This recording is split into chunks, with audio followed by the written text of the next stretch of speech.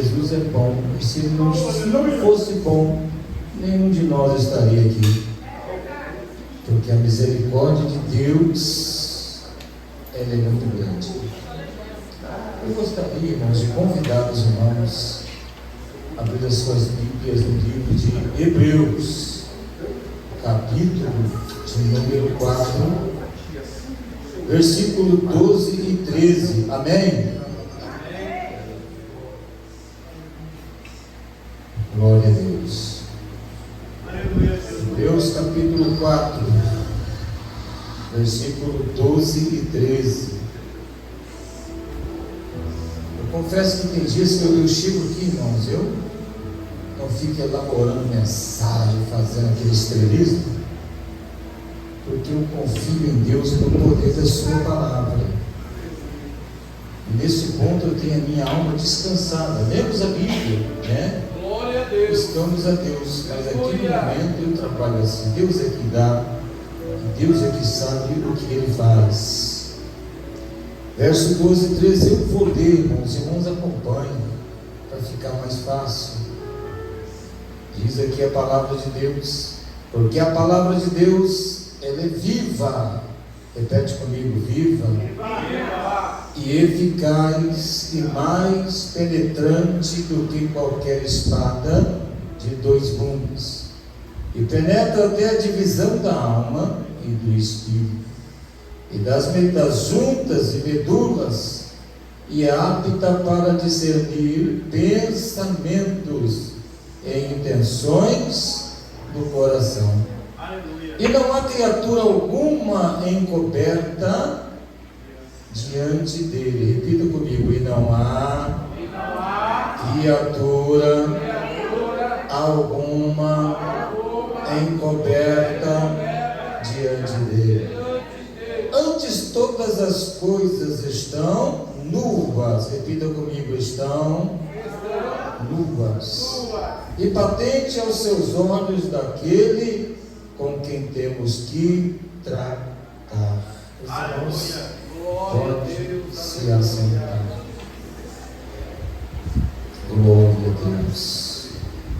Eu estava aqui meditando, irmãos, como Deus opera no reino espiritual, a forma como Deus Ele nos trata. A Bíblia Sagrada, quando fala: buscar primeiro o reino de Deus e toda a sua justiça, e todas as demais coisas vos serão acrescentadas.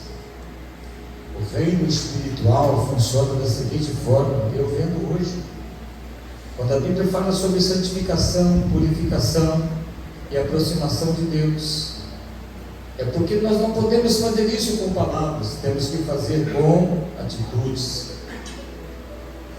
Muitas vezes nós estamos aqui diante de Deus, estamos falando uma coisa, mas Deus sabe as nossas procedências.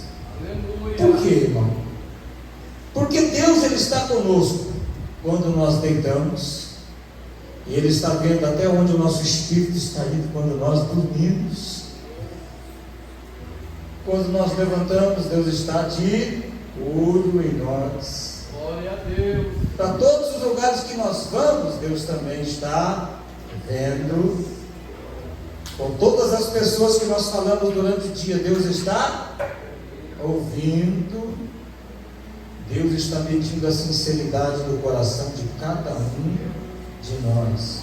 Aleluia. A intenção dos nossos olhos, porque o olhar do homem muitas vezes também é maligno. Deus vê a intenção até do olhar das pessoas quando olham para alguma coisa ou para alguém. Deus pesa na sua balança espiritual a nossa sinceridade.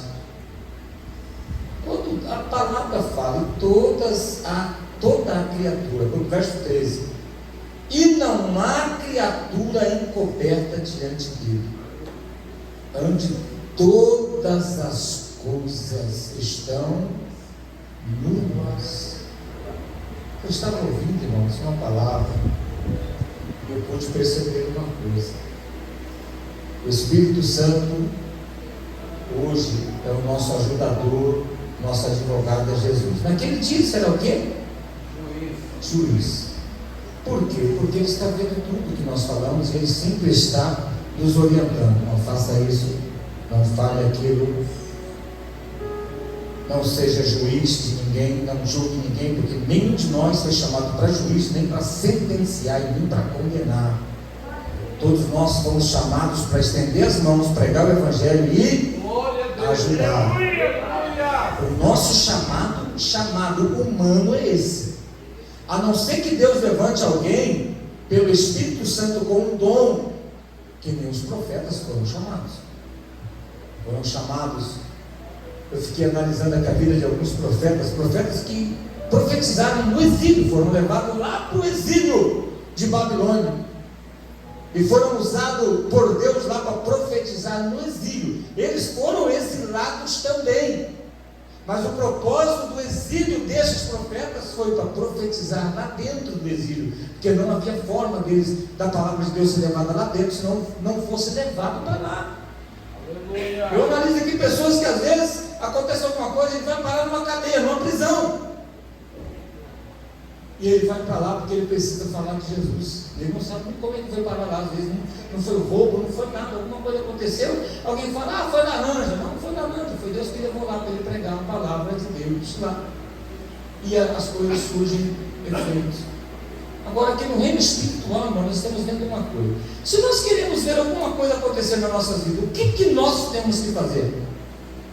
E se nós fazemos isso, irmão, não existe meio da pessoa fazer isso e não ter resultado. Por quê? A Bíblia fala para nós santificarmos ao nosso coração, ao Senhor. Eu pergunto para os irmãos, existem lugares para nós sermos adoradores? Não? Ou servos? Se eu estou na igreja, eu sou um adorador. Se eu estou na rua, também sou um adorador. Não muda a minha patente por Deus. Se eu estou no meu trabalho, também estou da mesma forma. Ninguém vai me enxergar de uma outra forma. Olhou para mim, já vai enxergar um servo, um homem de Deus, uma mulher de Deus. A patente nossa é essa. O Espírito Santo está nos medindo, irmãos, desde a hora que nós acordamos e levantamos até o momento em que nós vamos dormir de novo. Ele está medindo o nosso dia. E Ele está medindo a nossa sinceridade, as nossas palavras durante o dia, aonde nós estamos, aonde nós estamos. Ele está vendo o que nós estamos fazendo e falando. Deus está analisando as nossas vidas dia e noite. Quando a Bíblia fala que Deus procura adoradores, é porque Deus quer ver em nós alguma coisa que chame a sua atenção. Aleluia, Deus, aleluia. A Bíblia quando fala para olhar primeiro, olha onde você está indo, olha com quem você está falando, porque Deus está de olho em você. É Deus, aleluia. A Bíblia diz, olhai, e depois vi, e depois orai. Não adianta não vigiar, não orar e pensar que vai fazer isso daqui, não vai, não. A Bíblia diz, olhai, vigiai e orai. Quando nós nos santificamos ao Senhor e nos preparamos para que sejamos uma ferramenta nas mãos dele, é impossível que o Espírito Santo não se aproxime de nós. É impossível isso. Não tem como eu preparar a minha vida durante o dia, durante a noite, estar louvando a Deus durante o dia, glorificando o teu nome, vigiando com as pessoas, vigiando com o que eu penso, com o que eu falo, purificando meu coração, preparando a minha vida para Deus, e eu não ser uma bênção nas mãos de Deus. O Espírito Santo está nos preparando para essa boa obra. Quando nós formos buscar a sua presença, Deus vai medir a sua vida durante o seu dia. Deus vai colocar na presença dele tudo que você fez, e se o seu coração for sincero quando você buscar Ele, Ele vai te ouvir. A Bíblia fala que há muitas pessoas, irmãos, a Bíblia fala sobre isso, e sobre uma coisa para nós todos. Tem muita gente que pensa que só a igreja que santifica ele. O que Jesus falou para os fariseus? Não adianta ter um templo e não ter quem santifique o templo. Não adianta ter um altar se não tem quem santifica o altar. Não adianta ter obreiros se não tem quem santifica os. O autor da obra, ele tem que estar presente. Se ele estiver presente, então existe obra. Se o autor da obra estiver presente, então existe obra. O que nós temos que entender o tempo todo é que se nós estamos perante o Senhor dia e noite, nós somos uma ferramenta nas suas mãos. Eu fico aqui lembrando, irmãos, por tantos lugares que nós passamos, e eu vi tantas pessoas com diversas dificuldades, e teve situações que não só eu, como eu e minha esposa chegamos a sair de dentro desses lares em choro, falando: Senhor, não pode, isso aí não é o evangelho que nós pregamos. Pessoas condenadas à morte. A gente saiu dali disposto a pagar um preço. Não, vamos para a oração, vamos para o jejum, para a consagração, e a gente ia. E ao término da determinação das nossas palavras, nós vimos as mãos de Deus operando, e aquela pessoa restaurada. Glória a Deus. Agora, irmãos, humildade é uma coisa que nós temos que ter com Deus, sim ou não? Sim. Jesus falou que ele é manso. Você via palavras agressivas na boca de Jesus? Não, quando ele pregava o evangelho, a não ser quando eram palavras que realmente traziam ao conceito aquelas pessoas que tinham um autoconhecimento. Jesus era muito revoltado, por exemplo, com os fariseus, com aquelas pessoas que tinham um alto grau de conhecimento. Eles tinham conhecimento, mas levavam o povo a pecar. Jesus não falava: olha, faz o que eles mandam, mas não faz o que eles fazem. Por quê? Eles estão vendo o reino do céu, querendo entrar, mas eles não entram e não deixam entrar aqueles que estão entrando. São hipócritas. Porque existe isso hoje em cima de altares, pessoas que são hipócritas, hipocrisia. Pregam o evangelho para que haja um reino, mas eles mesmos estão contra o reino. Há muitas pessoas que assumem altares hoje pensando no quê? É isso que me faz cantar e também pregar, que é o dinheiro. Não se fala em outra coisa. Hoje nós vemos muitos altares que dinheiro é falado com uma frequência violenta. Estão fazendo da casa de Deus casa de negócio, e isso não agrada a Deus. Nós sabemos que não.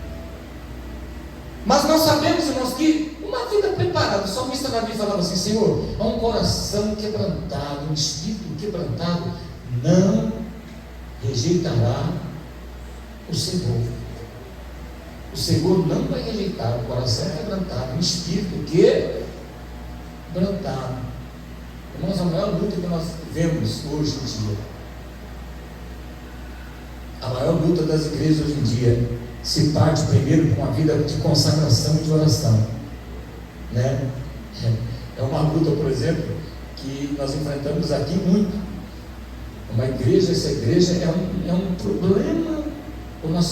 Aquela luta, o Rosenberg até fez dar um rol dizendo assim: qual é a sua dificuldade, igreja? A dificuldade que nós passamos é de convocar o povo para a oração e conseguir trazer o povo para a oração. Essa é uma das grandes dificuldades. Ah, por que não? Porque eu não sei, o povo acostumou assim. Houve igrejas que nós passamos que, irmão, nós tínhamos uma equipe de oração de 40, 50 pessoas que oravam, não era no culto, não, era depois do culto. Depois do culto. Tipo, 10 horas, 10 às 11, nós tínhamos uma equipe de 40, 50 pessoas que iam para a igreja e orava e com vontade, chorava e o fogo descia. Aqui eu não consigo juntar nem obreiro. A gente passa aqui no final de semana, por exemplo, fazemos um domingo, vamos ir para o domingo para oração. Misericórdia, era 2, 3. Não conseguia juntar ninguém. É impossível a igreja crescer, uma igreja que não ora. O único resultado que eu vi de oração nessa igreja são nas terças-feiras, é assim mesmo. A gente consegue contar as pessoas que são frequentes na oração. E assim mesmo para nós, eu vou dizer sem medo de errar, é uma vergonha, porque é um dia na semana Não se faz isso. Uma igreja não consegue vencer, irmãos, com esse tipo de vida. A igreja consegue vencer quando ela é prostrada diante do Senhor, levantando as suas mãos ainda sem contenta, mas uma igreja prostrada aos pés do Senhor Jesus Cristo. E eu não entendo porque por todas as igrejas que nós passamos, nós conseguimos arrastar esse tipo de gente, e conseguimos confrontar, e conseguimos fazer essa equipe de oração, e a igreja sempre foi uma bênção, sempre cresceu, Jesus sempre operou milagres. Mas aqui é uma luta que nós passamos para mês e volta mês, e a gente não consegue fazer isso, não consegue. Eu estava comentando até com o obreiro, rapaz, eu já lutei com essa igreja de trás para frente, de frente para trás, de cima para baixo, de baixo para cima, eu não consigo fazer isso, não consigo reunir, eu não sei. E até hoje nós estamos orando a Deus, pedindo a Deus que Deus dê uma providência, que nós precisamos dela. Precisamos ter um povo, irmãos, que realmente se prostra aos pés do Senhor Jesus, que busque a sua presença, que faça diferença no reino espiritual, senão vai haver mudança. Nós criamos aqui um projeto de oração pelas madrugadas, glória a Deus, que ainda tem aqui em média de 8 a 10 pessoas que todas as madrugadas oram, porque postam no WhatsApp. Eu só acredito que se postar, não esqueci, tá bom, Deus abençoe, mas eu quero que poste, porque eu quero ter certeza que tem gente orando. Mandam todas as madrugadas, ó pastor, nós estamos de joelho, estamos orando, glória, está na rede, está na rede. Eu amo os que me amam, os que de madrugada me buscam, eu quero criar uma equipe de oração, meu irmão, frente de guerra. Sabe o que é isso? A Bíblia diz: orai sem cessar. Se a gente se junta, nós conseguimos fazer força. Você quer ver um fogo pegar mesmo, joga lenha, joga lenha, joga lenha. E a lenha somos nós. Quanto mais lenha junta, mais fogo pega, mais alto é o fogo. E maior é a presença de Deus e a graça de Deus. Agora o que precisa acontecer? Jesus abre os céus e começa a fazer milagre, porque aí o povo vem. Porque isso é o que acontecia, e sempre aconteceu nas igrejas por onde nós passamos. Quando o povo começava a ver, olha, Jesus curou, meu Deus, vamos junto, porque Deus tacou na mão. Aí o povo começava a vir, 2, 3, e a gente na oração, na igreja, e nunca parei de trabalhar. Irmão, eu estou cansado, cansado ou sem canseiro, eu estou lá. E meu serviço hoje melhorou um pouco, ainda mais leve. Antigamente era no braço da marreta, hoje tem máquinas que ajudam. Mas bati o dia inteiro trabalhando, arrebentando, chegava na igreja muito de canseiro, mas estava lá. Acabava o culto, ainda ia para oração. E eu glorifico a Deus, que Deus sempre me deu força, eu sempre fui o último a pular do navio. E esse dia aconteceu uma coisa que eu fiquei revoltado. Eu fiquei revoltado comigo mesmo. A minha esposa não estava em casa e eu sempre confiei nela, né? Às vezes estou cansado, vou lá dentro, dou uma cochiladinha. Foi no sábado mesmo, o irmão ligou para mim e falou: pastor, e aí, vai dar na igreja? Ô, varão, em nome de Jesus, está do lado. Às 6 horas, 6 meses, estava encostadinho. Irmão, quando eu abri o olho, era 8h30, mas pensa numa raiva que eu fiquei. Eu não acredito nisso, Jesus, eu sou pastor da igreja, Jesus. Não tem como explicar um negócio desse, não. Eu fico revoltado, mas estava cansado. Que cansado, irmão, descanso passa no céu. Nós tem a noite para dormir. Se nós não se esforçarmos vir para a presença de Deus, não adianta não, irmão. Nós temos que lutar contra a carne, contra a canseira. E vou dizer uma coisa para os irmãos: para mim não está num culto, só se a enfermidade for de arrebentar mesmo, não tiver jeito, eu não aguento, então não vou para a igreja. Do contrário, não, nem que seja gastando, mas estamos aqui. Porque eu creio no meu Redentor. Eu acredito que Jesus Cristo é poderoso, irmão. Deus sabe de tudo. Deus sabe, irmão, que enquanto nós tivermos força, nós temos que estar com o pé na obra de Deus, lutando pela obra de Deus. Nós temos que fazer o melhor que nós podemos pela obra de Deus, porque pela nossa vida material nós fazemos o possível e o impossível. Nós fazemos o impossível pela nossa vida material. E por que não fazer pelo reino de Deus ou pela obra de Deus, que é muito mais importante que a nossa vida material?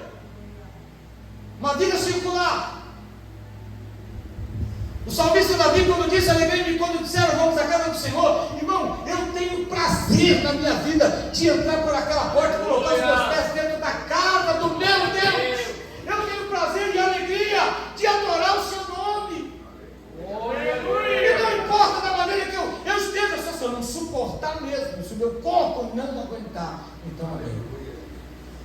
Do contrário, Jesus merece o melhor de mim. Sempre mereceu. E como eu disse para os irmãos, inúmeras vezes eu fui doente para a casa de Deus, para os trabalhos e voltei, nem lembrava que eu estava doente, esqueci do problema que eu estava. Quantas e quantas e quantas e quantas vezes perdi as contas, irmão. Diabetes? Diabetes está lá, 500, 450, eu estou aqui. Se eu estava conversando com o irmão, deu uma rodadinha assim, ele falou, você está bem, pastor? Eu falei, eu tomei balãozão, mas estou aqui, Jesus é bom. A diabetes estava lá, 500. E eu estava aqui, falei, Senhor, manda essa diabetes dos quintos infernos, eu preciso adorar o seu nome.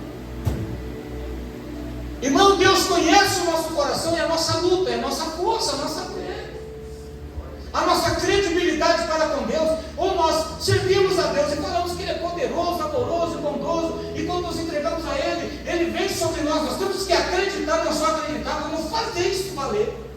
Temos que fazer valer. Temos que fazer a nossa fé valer. Quantas vezes nos deparamos em situações complicadas, como foi a situação da filha do Emerson, quando nos encontramos lá na casa dela, lá, irmãos, dos 12 aos 16 anos de idade, 17 anos de idade, não saía dentro de casa, porque chorava de dor dia e noite. E saímos dali chorando. Falei, não, Jesus, isso não é o evangelho que nós pregamos, eu não aceito isso. E começamos a entrar em oração, jejum, consagração. Jesus libertou, está aí curado. A filha dele ficou doente, nós oramos, fizemos até campanha no monte. Teve um dia que eu saí do monte, estava eu e o Santos. Eu falei para o Santos, Deus falou no meu coração que ela já está sendo curada. Isso é um processo. Aleluia. Alguém chegou até a falar assim, filho, acho que ela vai morrer, Deus não vai curar não. Foi eu, rapaz, misericórdia, né? E Deus falou no meu coração, falou, não, fique tranquilo, isso é um processo, vai passar. Aí passou uma semana depois, a minha esposa tem um sonho que viu uma menina aqui na frente, louvando a Deus, fazendo coreografia. Falei, pronto, já está curada, Jesus já fez a obra. Aí eu glória a Deus, esquece esse negócio. Glória a Deus, como é bom a gente ter aquela convicção que Deus está pondo as suas mãos. E o menino está aí, está curado. Aleluia a Deus. A obra de Deus é uma coisa interessante, irmão. A nossa confiança em Deus, ela não pode se balançar, não. Nós temos que acreditar naquilo que nós falamos, vivemos e pregamos. A glória de Deus não mudou, nosso Deus não mudou, Ele é poderoso. Mas a nossa vida tem que corresponder. Tem que corresponder. Existem coisas que nós fazemos, e muitas vezes, irmão, tem pessoas que entristecem o Espírito Santo e não sabem nem de que forma fez. Existem pecados que não são do corpo, são do Espírito. Nós falamos isso sempre. Eu preguei tanto sobre isso aqui. Por exemplo, irmãos, quem mente? É um pecado carnal ou um pecado espiritual? É espiritual, irmão. É um pecado que entristece demais o Espírito Santo, porque nós temos que ser verdadeiros em Cristo, porque Cristo é em nós. Toda palavra que sai da nossa boca tem que ser verdadeira. Não interessa o custo que isso venha custar para a nossa vida, para a nossa alma. Tudo que sai de nós, as nossas palavras, ela tem que ter convicção. Ou então não fale, ou então não abra a boca. Por isso que a Bíblia diz, olhai, vigiai e orai. Tem gente que é atropelado para falar, irmão, atropelado, fala coisas que entristecem o Espírito Santo. Às vezes omite a verdade, omitindo a verdade, ele está mentindo. E não se faz isso. Não interessa o preço que custe. A verdade sempre será a verdade. Ela prevalece. Quer alegrar o Espírito Santo? Seja um crente verdadeiro. Não minta, porque se mentir, o Espírito Santo não vai trabalhar na sua vida, e nem na sua casa, nem na sua família. O Espírito Santo não trabalha no meio de mentira, na vida de crente mentiroso. O Espírito Santo não usa crente mentiroso. Nós temos que ser verdadeiros com Deus. A palavra que sai da nossa boca, por isso que a Bíblia diz, é sim, sim, não, não, porque o que passa disso é procedência maligna. O crente, ele é servo de Deus, vive com Deus, aliado à verdade, sem credibilidade no poder e na glória de Deus, mas na verdade pelo Espírito Santo, na arma da justiça pela palavra de Deus. Nós vemos que aqui o versículo acima fala que a palavra de Deus é viva e eficaz, mais cortante que espada alguma de dois gumes. Ela penetra até a divisão da alma e do espírito, sonda os nossos índios, o nosso coração. Ela é apta para discernir tudo, todos os nossos pensamentos. Por isso, no versículo embaixo diz: diante do Senhor não existe criatura encoberta. Quando Deus fala criatura, irmãos, vem de todo ser vivo, desde que começa do homem, aos animais do campo, quando desce para a terra, aos vermes, às bactérias, não interessa do tamanho, ou por menores que elas sejam, Deus está de olho nela. A Bíblia diz que todo ser vivo, ainda que seja bactéria, Deus está de olho nela. Por isso que a Bíblia diz que todas as coisas estão visíveis, não tem como esconder nada de Deus. Não tem. Por isso que a Bíblia diz que quando nós descemos da oração, teve outra coisa triste para a vida do crente, a Bíblia fala que aquele que difama o seu próximo às escondidas, abominação é os olhos do Senhor. A Bíblia diz assim: Deus o destruirá. Você sabe o que é Deus o destruirá? Porque Deus se revolta contra a gente que fala do seu próximo pelas costas. Traidor, omisso ao Espírito Santo. É falso, irmão, falsidade diante de Deus. Deus está vendo isso, Deus conhece a nossa sinceridade e a nossa falsidade. Crente tem que ser verdadeiro, irmão. Verdadeiro. E Jesus Cristo está de olho em nós. Aonde nós pisamos, andamos, falamos, Ele está de olho em nós. Ele está de olho em nós. Por isso, não adianta. Nós temos que ser verdadeiros diante do Senhor. Amém? Eu admiro pessoas que falam a verdade. E eu por isso, irmãos. Teve uma irmã na cidade de Jandira que uma vez ela falou para mim assim, ela chegou e falou para mim: só pastor, me diz uma coisa para o senhor. Pode falar, irmão. Vou mentir para o senhor não, eu faço isso, faço aquilo outro, às vezes falo isso, falo aquilo outro. E ficou olhando para mim com a cara assim. Eu comecei a rir. Eu falei para ela assim: gostei de você. Ela: é? Mas só gostou de mim mesmo falando para o senhor que eu estou fazendo essas coisas tudo errado? Eu falei: uma sinceridade é a coisa mais linda que existe diante de Deus. Você está reconhecendo que você erra, que você falha, e não está escondendo isso de ninguém. E eu vou te ajudar. Agora você ganhou um amigo, eu vou te ajudar em oração. Eu vou orar, a gente vai consagrar, Jesus vai te mudar. E ela saiu dali sem entender nada. Ela saiu: eu não entendi nada. Eu falei: pastor, eu faço um monte de coisa errada, ele está alegre, contente comigo. Porque a sinceridade é verdade, irmão. A Bíblia diz: nós nada podemos contra a verdade, a não ser pela verdade. A verdade, ela é absoluta. Absoluta. Amém? Agora, como eu disse para os irmãos, não existe quem se aproxime de Deus e ele não seja mudado, porque o Espírito Santo o muda.